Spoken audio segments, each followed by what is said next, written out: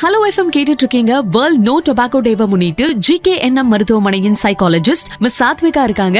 ஸ்மோக்கருக்கும் addictive ஸ்மோக்கருக்கும் என்ன difference சொல்றீங்களா? நிறைய பேர் நான் ஒகேஷனலா தான் ஸ்மோக் பண்றேன், சோ எனக்கு அடிக்ஷன் வராதுன்னு நினைச்சிட்டு இருப்பாங்க. ஆனா இது ஒரு காமன் மித். டொபாக்கோ ஒரு அடிக்டிவ் சப்ஸ்டன்ஸ். அடிக்ஷன் ஓவர் நைட்ல எல்லாம் வளராது. ஸ்லோவா ஆரம்பிச்சு கிராஜுவலா டிபெண்டன்ஸா மாறலாம். பிகினிங்ல அது நம்ம சாய்ஸ் மாதிரி தான் தெரியும், பட் கொஞ்சம் கொஞ்சமா அது ஆட்டோமேட்டிக் ஹேபிட்டா மாறிடும். நிக்கோட்டினோட அடிக்டிவ் நேச்சர்னால டிபெண்டன்ஸ் நமக்கே தெரியாம டெவலப் ஆகும். அதனால ஈவன் ஒகேஷனல் ஸ்மோக்கிங்கும் கம்ப்ளீட்லி சேஃப்னு சொல்ல முடியாது. Cigarette smoking early sign of டிபெண்டன்சின்னு சொல்லாமா? ஒரு சப்ஸ்டன்ஸ் இல்லாம நம்மளால நார்மலா ஃபீல் பண்ண முடியல, ரிலாக்ஸ் ஆக முடியல, இல்ல day to day life manage பண்ண கஷ்டமா இருக்குன்னா நம்ம அதை டிபெண்டன்ஸ்னு சொல்லுவோம். டிபெண்டன்ஸ் பிகினிங்ல ரொம்ப ஆப்வியஸா இருக்காது. ஃபார் எக்ஸாம்பிள், ஆட்டோமேட்டிக்கா சிகரெட் எடுக்கிறது, ஸ்ட்ரெஸ்ஸா இருக்கும்போது ஸ்மோக் பண்றது, இல்ல ஸ்மோக் பண்ணாதான் என்னால ரிலாக்ஸ் பண்ண முடியும் அப்படின்னு ஃபீல் பண்றது, இது எல்லாமே ஏர்லி சைன்ஸா இருக்கலாம். கொஞ்சம் பேர் நெக்ஸ்ட் எப்ப ஸ்மோக் பண்ணலாங்கிறத பத்தி அடிக்கடி யோசிக்க ஆரம்பிப்பாங்க. ஒரு ஸ்ட்ரெஸ்ஃபுல் சிச்சுவேஷன் வந்த உடனே சிகரெட் ஞாபகம் வரும். இது எல்லாமே டிபெண்டன்ஸ் ஸ்லோவா டெவலப் பண்றதுக்கான சைன்ஸா இருக்கலாம்.